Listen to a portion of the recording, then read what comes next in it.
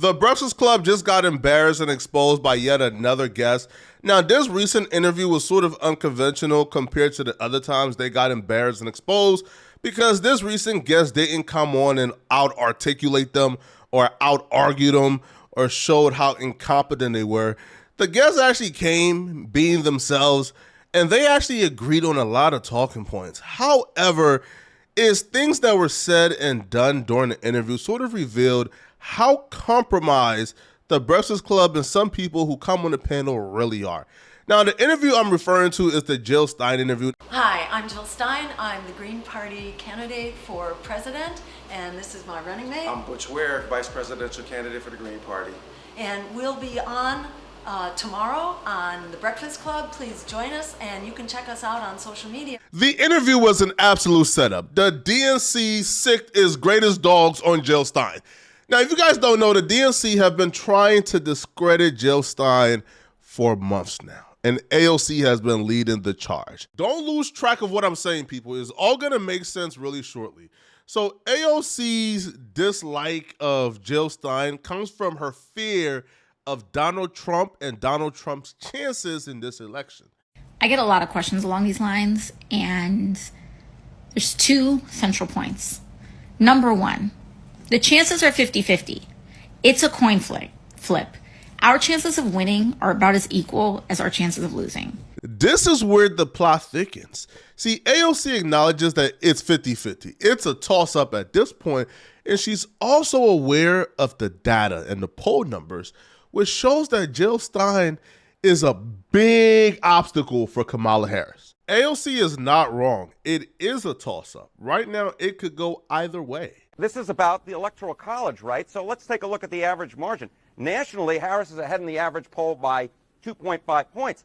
But look in those 7 key battleground states, Arizona, Georgia, Michigan, Nevada, North Carolina, Pennsylvania, and Wisconsin. Harris is only ahead by 0.3 points, John. So the bottom line is, in those 7 key battleground states, it's a significantly tighter race than it is nationally. This graph right here tells a very scary story for Kamala. If we just look at the numbers, right, of what Biden did in 2020 and sort of say, okay, Kamala may do something similar. Well, look at the swing states. Look at Georgia. Look at Michigan. Look at Nevada. Look at North Carolina. Look at it. Because think about it, people. If Kamala is losing North Carolina by 74,000 votes, well, in 2024, the projected third-party votes is going to be 265,000. If she gets 80,000 of those votes, it's probably going to go to Jill Stein, a lot of it. If she gets that to swing over to North Carolina, to the blue team, to her, well, guess what? She just swung North Carolina. Or let's say this, she has a very narrow lead in Georgia and Michigan.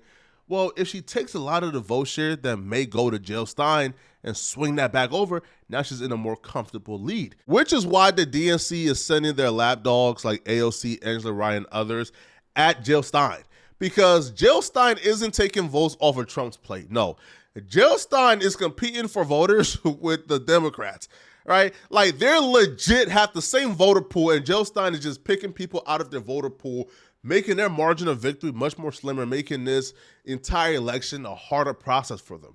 You see, when AOC talks about Jill Stein, she's not talking about her ideology because she agrees with a lot of it. She's talking about Jill Stein and trying to discourage her from running because she feels like Jill Stein popping up every election to run for president is taking food off of their plate. Because if you have been your party's nominee for 12 years in a row, 4 years ago and 4 years before that and 4 years before that, and you cannot grow your movement pretty much at all, and can't pursue any successful strategy, and all you do is show up once every 4 years to speak to people who are justifiably pissed off, but you're just showing up once every 4 years to do that, you're not serious. You're not to me, it does not read as authentic. It reads as predatory. Jill Stein has been called COINTELPRO. She's been called an agent for Trump because they believe, that Jill Stein knows she has no hope of winning, and they believe that Jill Stein is running solely to take away votes from the Democrats and give Trump a clearer path to victory. That's why they hate her. Now, when AOC says it's predatory, Like, she's referring to the shrewdness of Jill Stein. You see, Jill Stein shows up every 4 years to run for president, but she usually finds like a flaw within the Democratic talking points and sort of exploits that. Now, this time around, it's the Israel and Palestine issue, right? Because everybody else who's been elected, who works for Congress, who sort of, like rely on investors and these PACs, they really can't give their real opinion on Israel and Palestine. They sort of have to take this middle ground road. Jill Stein is what we call a crash out in the street. She said, hey, I can speak the truth. It's genocide. Let's stop genocide. Oh. Now, guess what? You have people right now. Listen, a lot of Americans, bro, is one issue voters. All right? A lot of us only care about one particular issue. And however those issues lay, that's where you vote. So a lot of people only care about the Israel and the Palestine issue. So if the Democrats are trying to sort of like middle ground and middle roaded to sort of win over people who are independent as well, Jill Stein is saying, hey, I'm a crash out. I'm just go for your radicals. I'm not interested in winning this.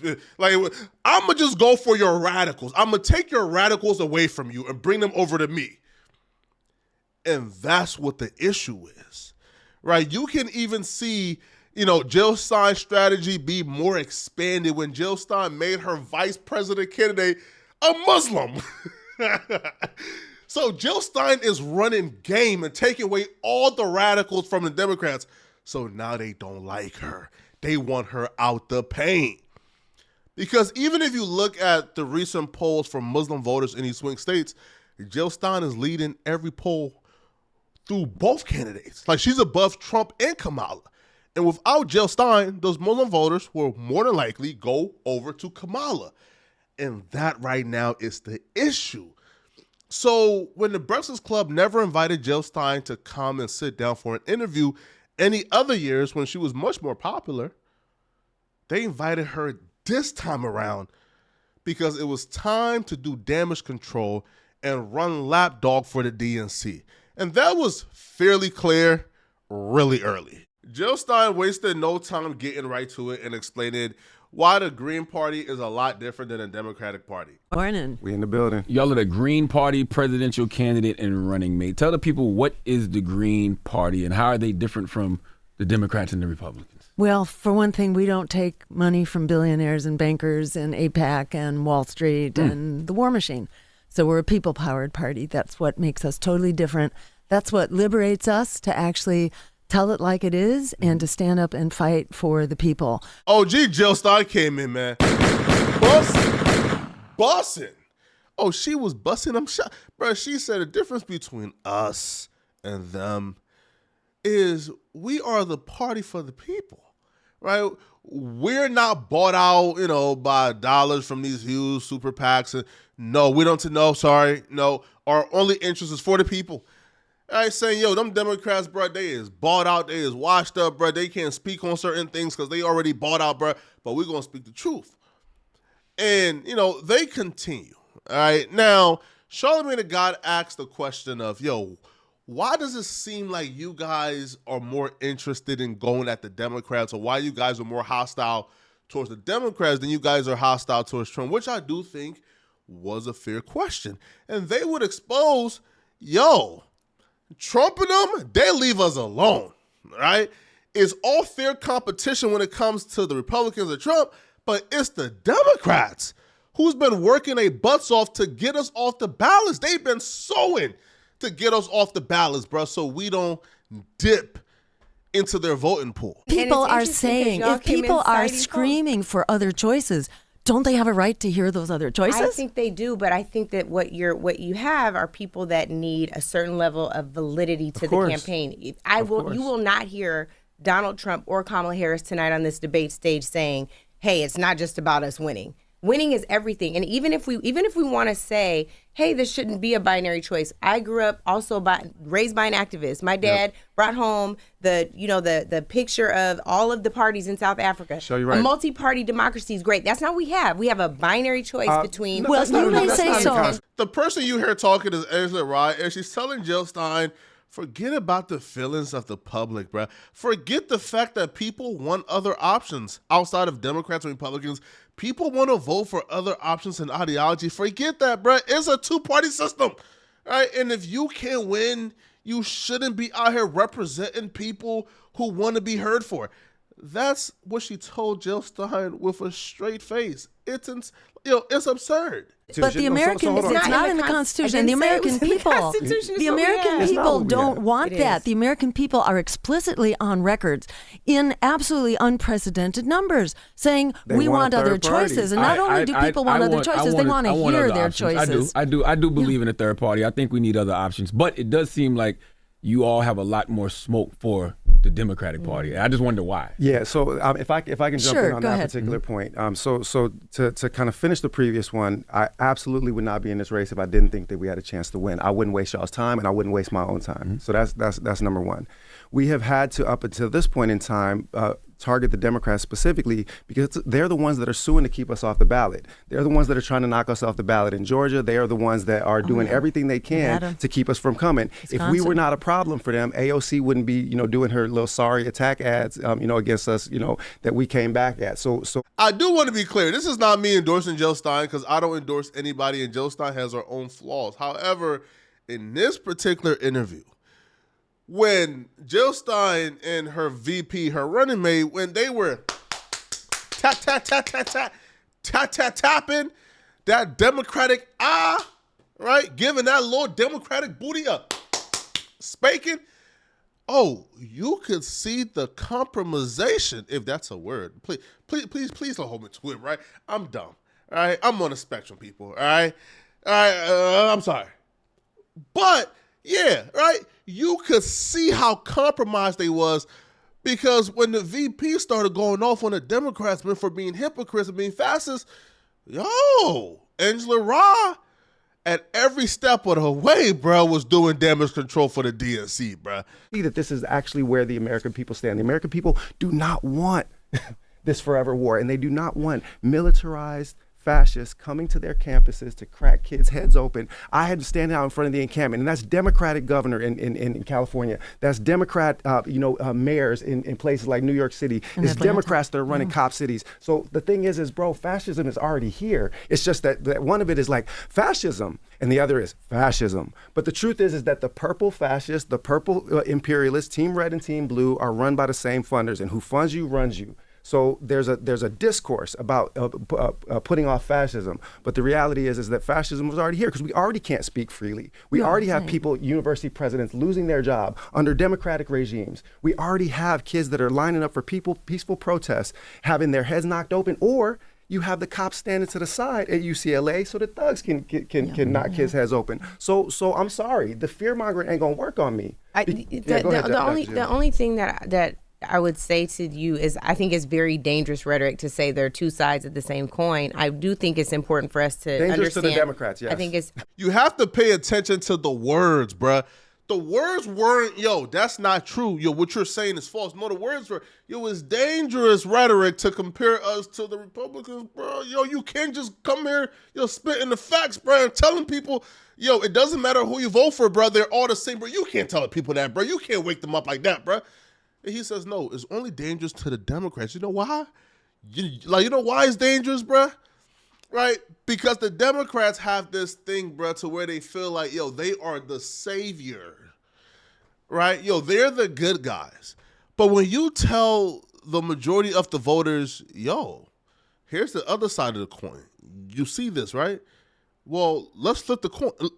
Bro, it's the exact same people who is running things. Like, you're now voting for you're voting for the exact same thing. Both sides, right? They're all bought out. Like, nobody is an independent thinker. They all work for the system, right? You're getting effed over. It doesn't matter where you vote. You're getting effed over.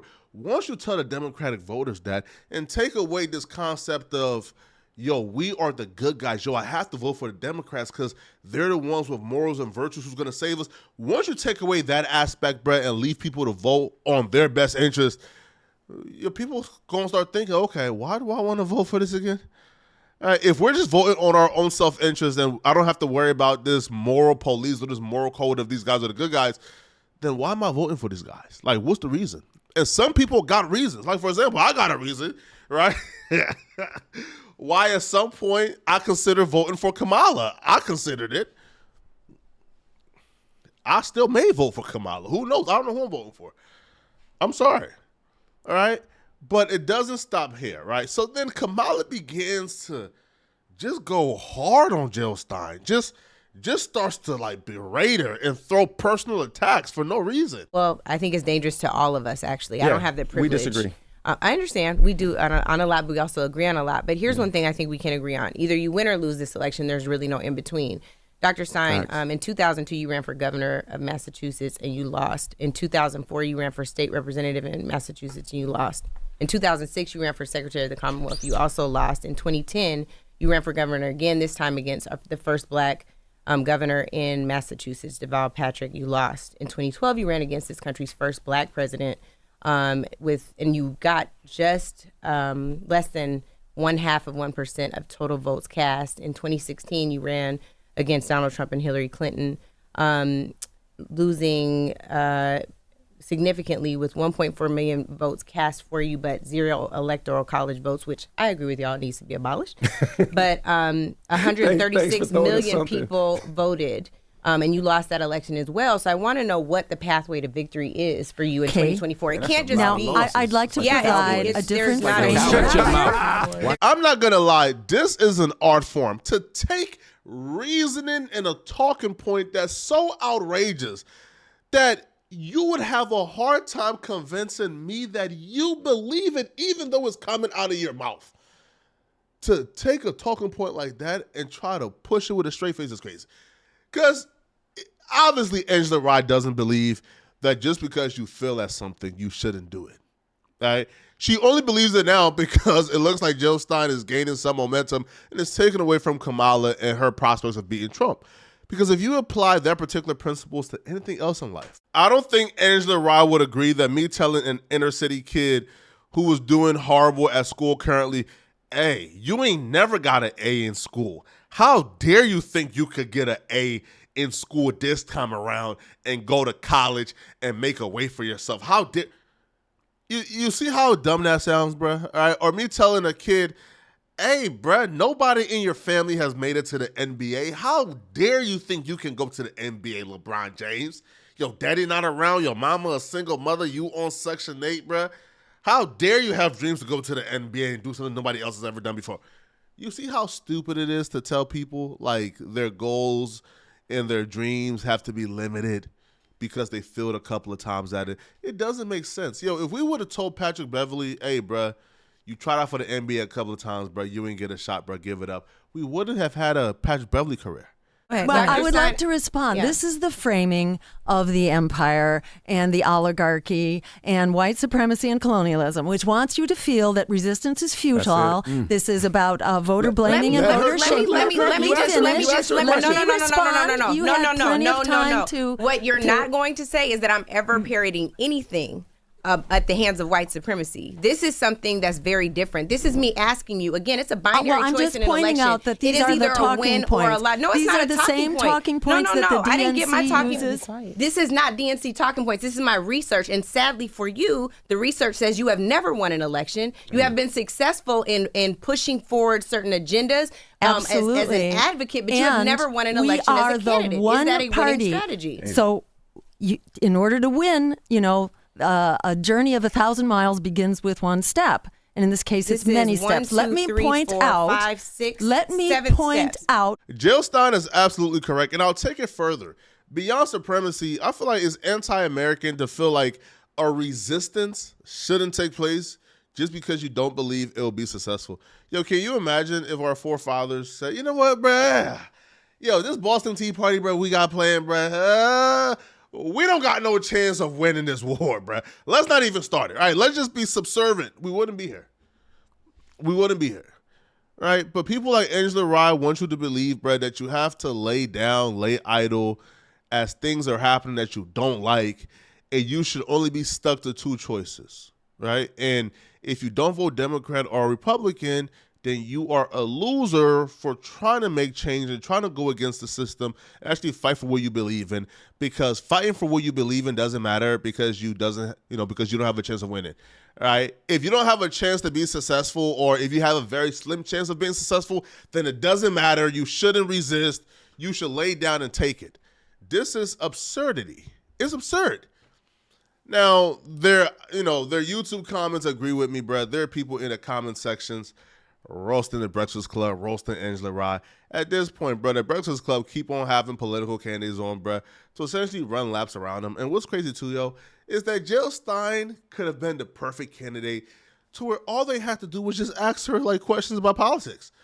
Right? Which they did have a moment where they asked her about, how many electoral college votes are there? And she got it wrong. But let me know in the comment section, what do you guys think about this interview, man? Do you guys feel like the Breakfast Club handled themselves well? Did Jill Stein handle herself well? Let me know, man. And more importantly, bro, listen, vote for your self-interest, man.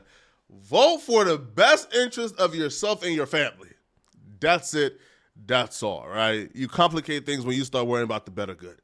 Let me know in the comment section, what do you guys think? And if you're still watching, click on this video somewhere on my screen to find out how I warned y'all about Jay-Z, right?